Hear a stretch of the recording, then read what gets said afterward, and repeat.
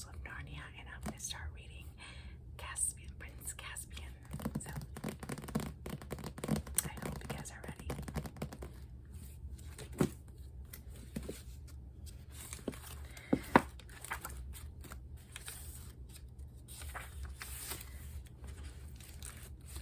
Okay, Chapter 1, The Island. Once there were 4 children whose names were Peter, Susan, Edmund, and Lucy. It has been told in another book called The Lion, the Witch, and the Wardrobe how they had a remarkable adventure. They had opened the door of a magic wardrobe and found themselves in a quite different world from ours. And in that different world, they had become kings and queens in a country called Narnia.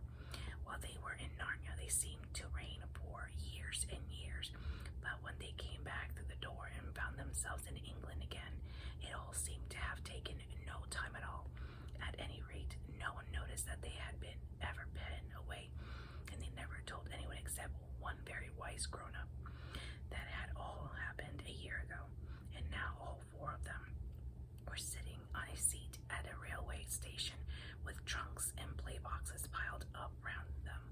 They were in fact on their way back to school.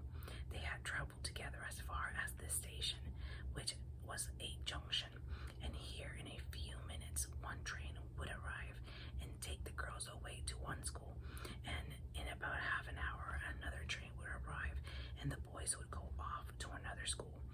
The first part of the journey, when they were all together, always seemed to be part of the holidays, but now when they would be saying goodbye and going different ways so soon, everyone felt that the holidays were really over, and everyone felt their term time beginning again.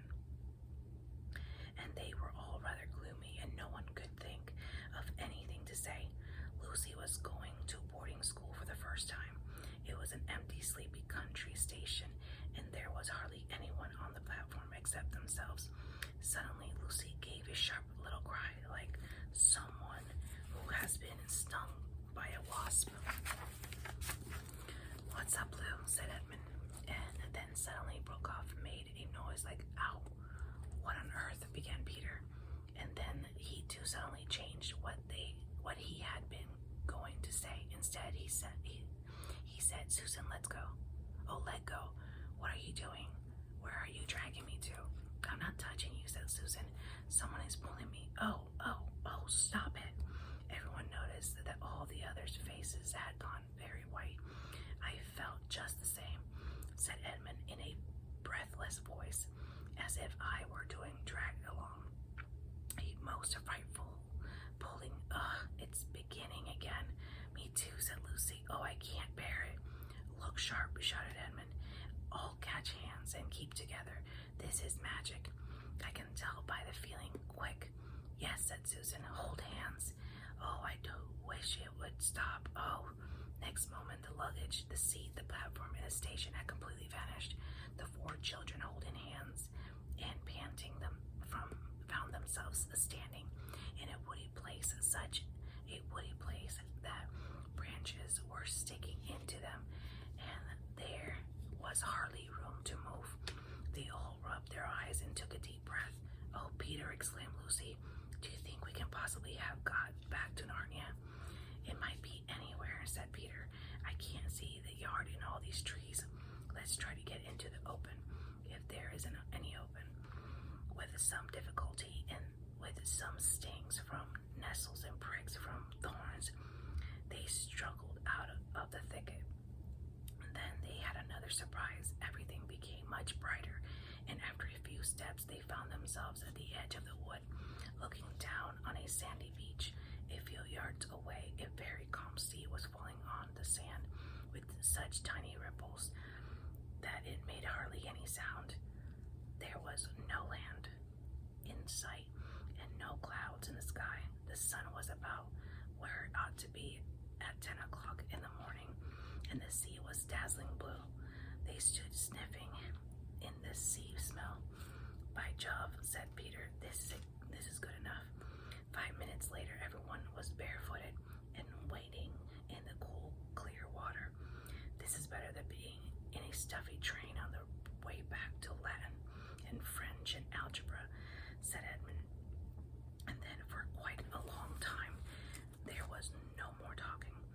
we splashed in looking for shrimps and crabs. All the same, said Susan presently, I suppose we'll have to make some plans. We shall want something to eat before long. We've got the sandwiches Mother gave us for the journey, said Edmund. At least I've got mine. Not me, said Lucy. Mine were in my little bag. So were mine, said Susan. Mine are in my coat pocket. There on the beach, said Peter. There'll be 2 lunches among 4. This isn't going to be such fun at present, said Lucy. I want something to drink more than something to eat. Everyone else now felt thirsty as one usually is after wading in the salt water under a hot sun. It's like being shipwrecked, remarked Edmund. In the books, they always find springs of clear, fresh water on the island. We'd better go and look for them. Does that mean we have to go back into the thick wood? Said Susan. Not a bit of it, said Peter. If there are streams, they're bound to come down to the sea, and if we walk along the beach, we're bound to come to them. They all now waded back and went first across the smooth, wet sand, and then up to the dry, crumbly sand that sticks to anyone's toes, and began putting on their shoes and socks. Edmund and Lucy wanted to leave them behind and do their exploring with bare feet, but Susan said this would be a mad thing to do. We might never find them again, she pointed out, and we shall want them if we're still here when night comes and it begins to be cold. When they were dressed again, they set out along the shore with the sea on their left hand and the wood on their right, except for an occasional seagull. It was a very quiet place. The wood was so thick and tangled that they could hardly see into it at all, and nothing in it moved. Not a bird, not even an insect. Shells and seaweed and anemone of tiny crabs in rock pools are all very well, but you soon get tired of them if you are thirsty. The children's feet, after the change from the cold water, felt hot and heavy.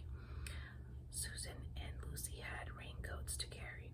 Edmund had put down his coat on the station seat just before the magic overtook them, and he and Peter took it in turns to carry Peter's greatcoat. Presently the shore began to curve around to the right. About a quarter of an hour later, after they had crossed the rocky ridge which ran out into a point, it made quite a sharp turn. Their backs were now to the part of the sea which had met them when they first came out of the wood, and now looking ahead, they could see across the water another shore thickly wooded like the one they were exploring. I wonder, is that an island, or do we join onto it presently? Said Lucy.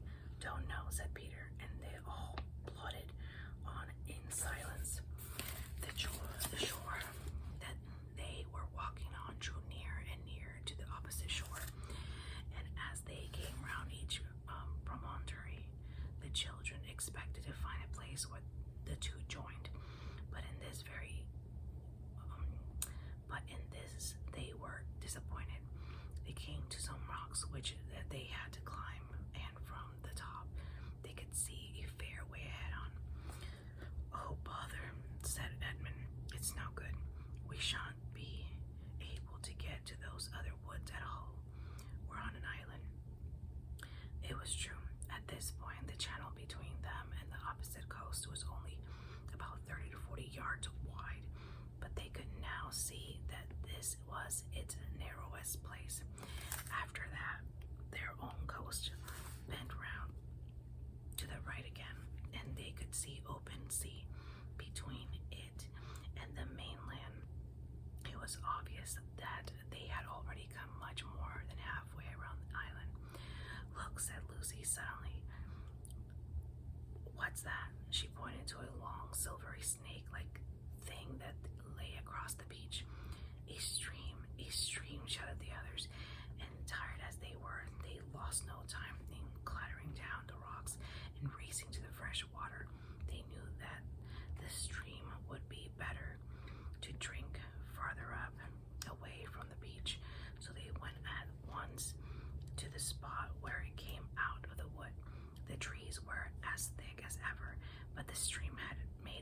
a deep course between high mossy banks, so that by stooping you could follow it up in a sort of tunnel of leaves. They dropped on their knees by the first brown dipply pool and drank and dipped their faces in the water, and then they dipped their arms in up to the elbow. Now, said Edmund, what about those sandwiches? Oh, hadn't we better save them, said Susan. We may need them far worse later. I do wish, said Lucy, now that we're not thirsty, we could go on feeling as not hungry as we did when we were thirsty. But what about those sandwiches, repeated Edmund. There's no good saving them till they go bad. You've got to remember, it's a good deal good saving them till they go bad. You've got to remember, it's a good deal hotter here than in England, and we've been carrying them about in pockets for hours. So they got out of 2 packets and divided them into 4 portions. And nobody had quite enough, but it was a great deal better than nothing. Then they talked about their plans for the next meal. Lucy wanted to go back to the sea and catch shrimps until someone pointed out that they had no nets. Edmund said they must gather gulls' eggs from the rocks, but when they came to think of it, they couldn't remember having seen any gull eggs and even be able to cook them if they found any. Peter thought to himself that unless they had some stroke of luck, they would soon be glad to eat eggs raw, but he didn't see the point in saying this out loud. Susan said it was the pity they had eaten the sandwiches so soon. 1 or 2 tempers were nearly got lost at this stage. Finally, Edmund said, look here, there's only one thing to be done. We must explore the wood. Hermits and knights errant and people like that always manage to live somehow. If they're in the forest, they find roots and berries, things. What sort of roots? Asked Susan. I always thought it meant roots of trees, said Lucy. Come on, said Peter. Ed is right, and we must try to do something, and it'll be better than going out into the glare in the sun again. So they all got up and began to follow the stream. It was very hard work. They had to stoop under branches and climb over branches, and they blundered through great masses of stuff like rhododendrons and tore their clothes and got their feet wet in the stream. And still there was no noise at all except the noise of the stream and noise that were making themselves. They were beginning to get very tired of it when they noticed a delicious smell and then flash of bright color high above them and at the top of the right bank. I say, exclaimed Lucy, I do believe that's an apple tree. It was. They panted up the steep bank, forced their way through some brambles, and found themselves standing round an old tree that was heavy with large yellowish golden apples, as firm and juicy as you could wish to see.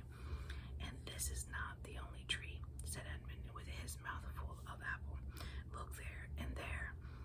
Why, there are dozens of them, said Susan, throwing away the core of her first apple and picking her second. This must have been an orchard long, long ago, before the place went wild and wood grew up. Then this once an inhabited island, said Peter. And that's that, said Lucy, pointing ahead. By Jove, it's a wall, said Peter. It's an old stone wall, pressing their way between the landed branches so they reached the wall. It was very old and broken down in places, with moss and wallflowers growing on it.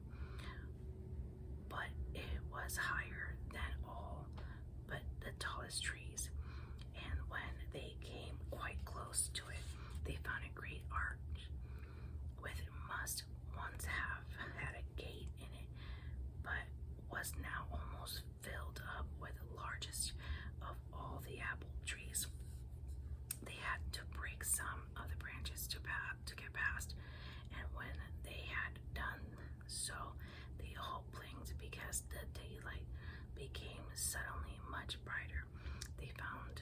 themselves in a wide open place with walls all around. And here there were no trees, only level grass and daisies and ivy and gray walls. It was a bright, secret, quiet place and rather sad, and all four stepped out into the middle of it, glad to be able to straighten their backs and move their limbs freely. Okay, now we're going to chapter 2. Chapter 2, The Ancient Treasure House. This wasn't a garden, said Susan presently. It was a castle, and this must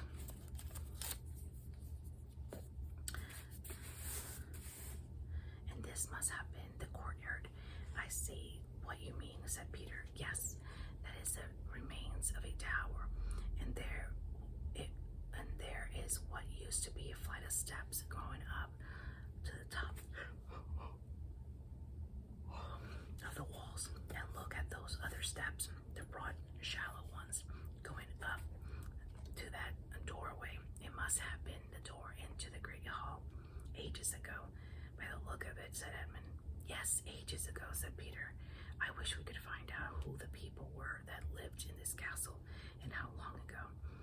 It gives me a queer feeling, said Lucy. Does it, Lou? Said Peter, turning and looking hard at her. Because it does the same to me. It is the queerest thing that has happened this queer day. I wonder where are and what it all means. While they were talking, they had crossed the courtyard and gone through the doorway into the wall and into what had once been the hall. This was now very like a courtyard, for the roof had long since disappeared, and it was merely another space of grass and daisies, except that it was shorter and narrower, and the walls were higher. Across the far end there was a kind of terrace about 3 feet higher than the rest. I wonder, was it really the hall? Said Susan. What is that terrace kind of thing? Why you silly, said Peter, who had become strangely excited. Don't you see? That was the days where the high tables where the king and the great lord sat. Anyone would think you had forgotten that we ourselves were once kings and queens and sat on days just like that in the great hall in our castle at Caspian, continued Susan in a dreamy and rather sing-song voice, at the mouth of the great river of Narnia. How could I forget? How it all comes back, said Lucy. We could pretend we were in a Caspian now. This hall must have been very like the great hall we feasted in. But unfortunately, without the feast, said Edmund, it's getting late. You know, look how long the shadows are. And have you noticed that it isn't so hot? We shall need a campfire if we've got to spend the night here, said Peter. I've got matches. Let's go and see if we can collect some dry wood. Everyone saw the sense of this, and for the next half hour they were busy. The orchard through which they had first come into the ruins turned out not to be a good place for firewood. They tried the other side of the castle, passing out of the hall by the little side door into a maze of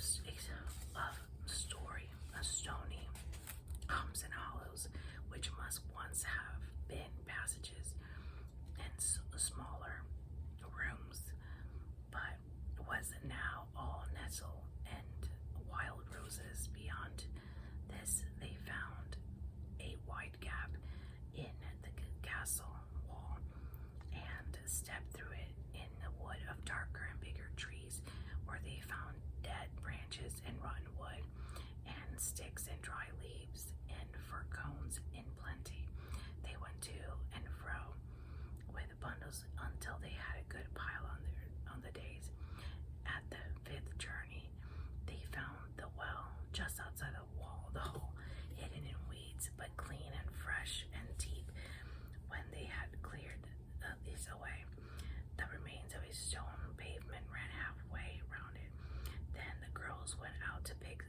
some more apples, and the boys built the fire on the days and fairly close to the corner between the two walls, which they thought would be a snuggest and warmest place.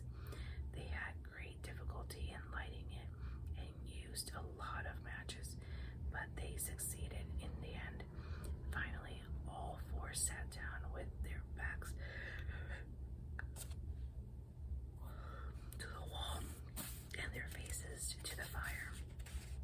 They tried roasting some of the apples on the ends of the sticks, but roast apples are not much good without sugar, and they are too hot to eat with your fingers till they are too cold to be worth eating.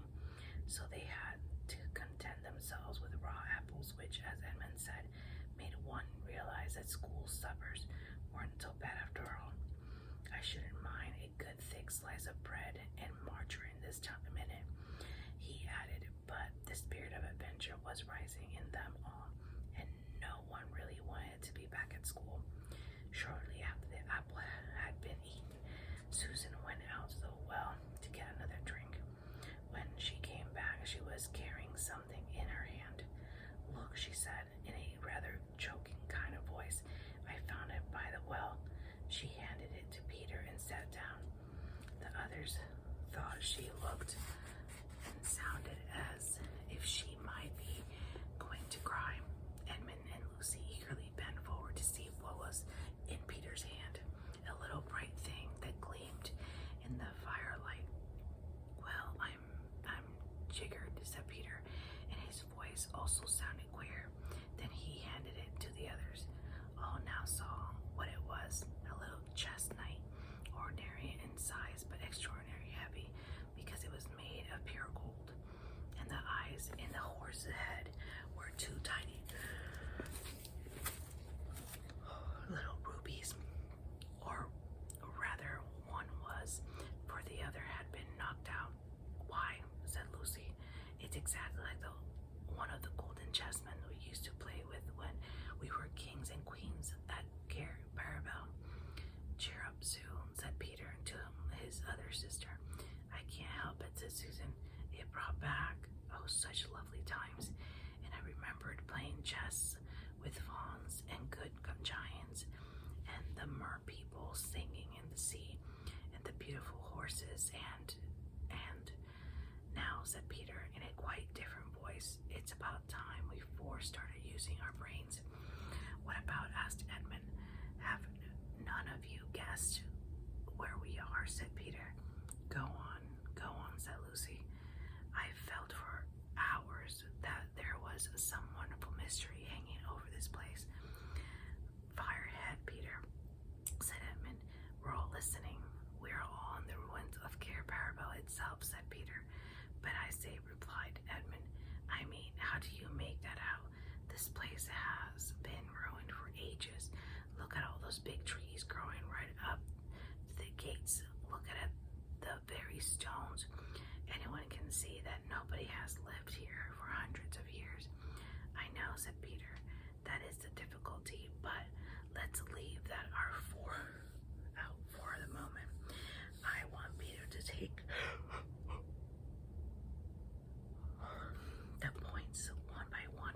First point, this hall is exactly the same shape and size as the hall at Parabel. Just picture a roof on this and a colored pavement instead of grass and tapestries on the walls, and you get our royal banqueting hall. No one said anything. Second point, continued Peter, the castle well is exactly where our well was, a little of the southern great hall, and it's exactly the same size and shape. And again, there was no reply. Third point, Susan had just found one of our old chessmen, or something as like one of them as two peas. Still nobody answered. Fourth point, don't you remember it was the very day before the ambassadors came from the king of Calorman? Don't you remember? Planting the orchard outside the north gate of Parabel.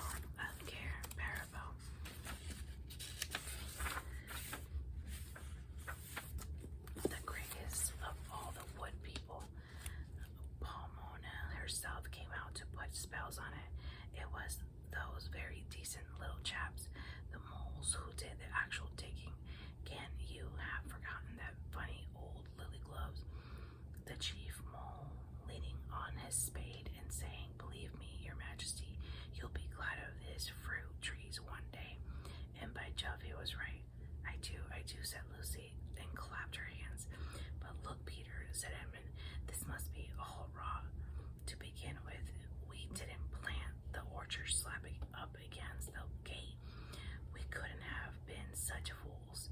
No, of course not, said Peter, but it has all grown up to the gates and for another thing, said Edmund. Cair Paravel wasn't on an island. Yes, I've been wondering about that, but it was a, what do you call it, and peninsula, jolly nearly an island. Couldn't have been made an island since our time. Somebody has dug a channel. But half the moment, said Edmund, you keep on saying since our time, but it's only a year ago since we came back from Narnia, and you want to make out that in 1 year castles have fallen down and great forests have grown up and little trees we saw planted ourselves have turned into a big old orchard, and goodness knows what else. It's all impossible. There's one thing, said Lucy. If this is Cair Paravel, there ought to be a door at this end of the days. In fact, we ought to be sitting with our backs against it at the moment, the door that led down to the treasure chamber.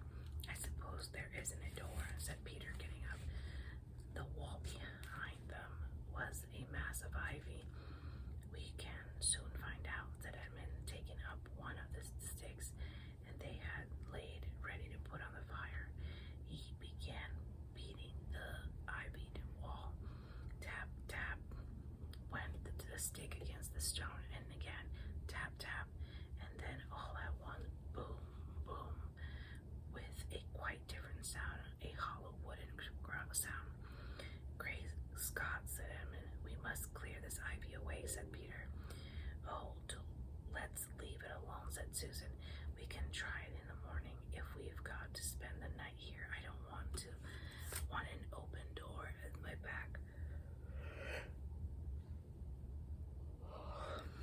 And a great big black hole that anything might come out of besides the drop and the damp, and it'd soon be dark. Susan, how can you, said Lucy with a reproachable glance. But both boys were too excited to take any notice of Susan's advice. They worked at the ivy with their hands and with Peter's pocket knife till the knife broke. After they used Edmund's, soon the whole place where they had been sitting was covered with ivy, and at last they had the door cleared. Locked, of course, said Peter.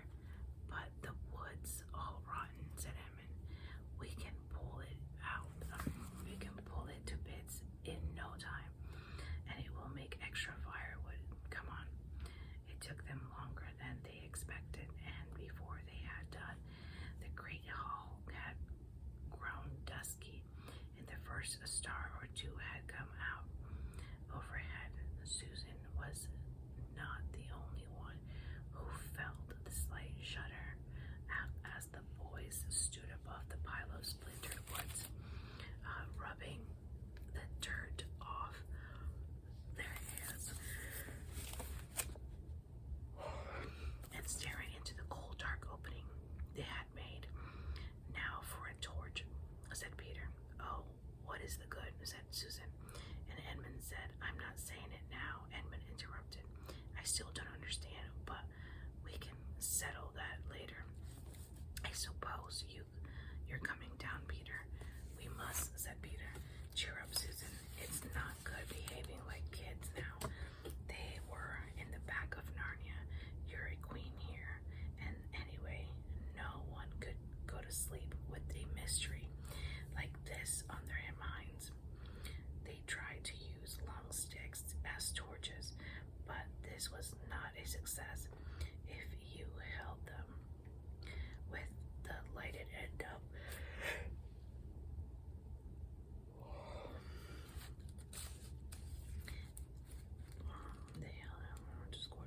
and the smoke got into your eyes. In the end, they had to use Edmund's electric torch.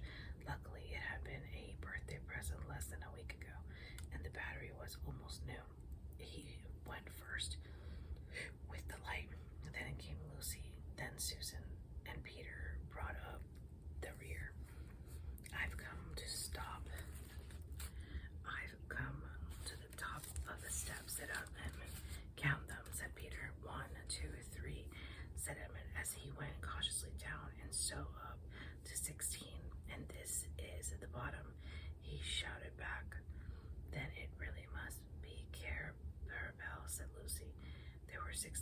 nothing more was said till the four were standing in a knot together at the foot of the stairways. Then Edmund flashed his torch slowly round. Oh, oh, oh, oh, said all the children at once, for now all knew that this was indeed the ancient treasure chamber, Caspian, where they had once reigned as kings and queens of Narnia. There was a kind of path up the middle. It might be a greenhouse, and along each side at intervals stood rich suits of armor, like knights, guarding the treasure. And between the suits of armor and on each side of the path were shelves covered in precious things, necklaces and arm rings and finger rings and golden bowls and dishes and long tusks of ivory, brooches and coronets and chains of gold and heaps of unset stones lying piled anyhow, as if they were marbles or potatoes, diamonds, rubies, carbuncle, emeralds, and amethysts, topazes. Under the shelves stood great chests of oak, strengthened with iron bars and heavily padlocks, and it was bitterly cold, and so still that they could hear themselves breathing, and the treasures were so covered with dust that unless they had realized where they were and remembered most of the things, they would hardly have known they were treasures. There was something sad and a little frightening about the place, because it all seemed so forsaken and long ago. That was why nobody said anything for at least a minute. Then, of course, they began walking about and picking things up to look at if it was meeting very old friends. If you had been there, you could have heard them saying things like, "Oh, look, our coronation rings. Do you remember first wearing this? Why does this is a little brooch we all thought was lost? I say, isn't that the armor you wore in the great tournament in the Lone Islands? Do you remember the dwarf making that for me? Do you remember drinking out of that horn? Do you remember? Do you remember?" But suddenly Edmund said, "Look here, we mustn't waste the battery. Goodness knows how often we shall need it. And we better take what we want and get out again. We must take the gifts," said Peter, "for long ago at a Christmas in Narnia, he and Susan and Lucy had been given certain presents which they valued more than their whole kingdom. Edmund had no gift because he was not with them at the time. This was his own fault, and you can read about it in the other book." They all agreed with Peter and walked up the path to the wall at the far end of the treasure chamber, and there, sure enough, the gifts were still hanging. Lucy's was the smallest, for it was only a little bottle, but the bottle was made of diamond instead of glass, and it was still more than half full of the magical cordial, which would heal almost everything, every wound and every illness. Lucy said again nothing, and looked very solemn as she took her gift down from its place and slung her belt over her shoulder, and once more felt the bottle at her side, where it used to hang in the old days. Susan's gift had been a bow and arrows and a horn. The bow was still there, and the ivory quiver full of well-feathered arrows. But, "Oh, Susan," said Lucy,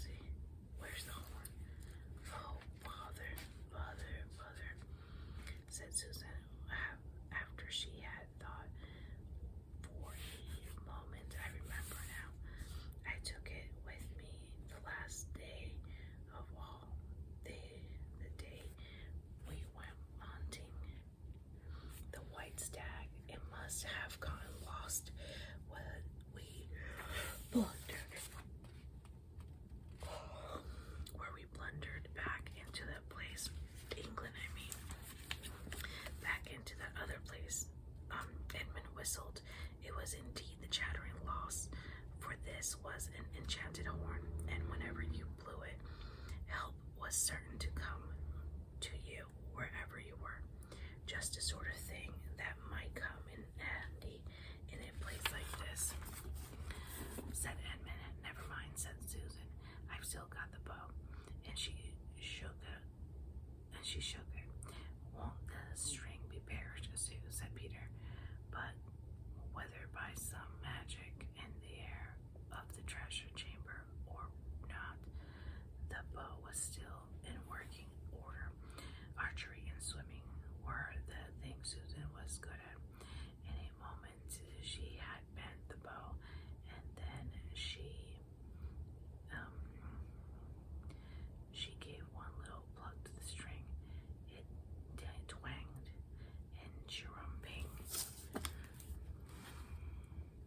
twang that vibrated through the whole room, and that one small noise brought back the old days to the children's minds more than anything that had happened yet. All the battle and the hunts and beasts came rushing into their heads together. Then the unstrung the bow again and slung the quiver at her side. Next Peter stood down in his gift, the shield with a great red lion on it, and the royal sword he blew, and wrapped them in the floor to get off the dust. All the battles and hunts and feasts came rushing into their heads together. Then she unstrung the bow again and slung the quiver at her side. Next Peter took down his gift, the shields wore a great red line on it, and the royal sword he blew, wrapped them on the floor to get off the dust. He fitted the shield on his arm and slung the sword by his side. He was afraid at first that it might be rusty and stick to the sheath, but it was not so. With one swift motion he drew it and held it up, shining in the torchlight. It is my sword, Rindon, he said. With it I killed the wolf. There was a new tone in his voice, and the others all felt that he was really Peter, the High King again. Then after a little pause, everyone remembered that they must save the battery. They climbed the stairs again and made up a good fire and lay down close together for warmth. The ground was very hard and uncomfortable, but they fell asleep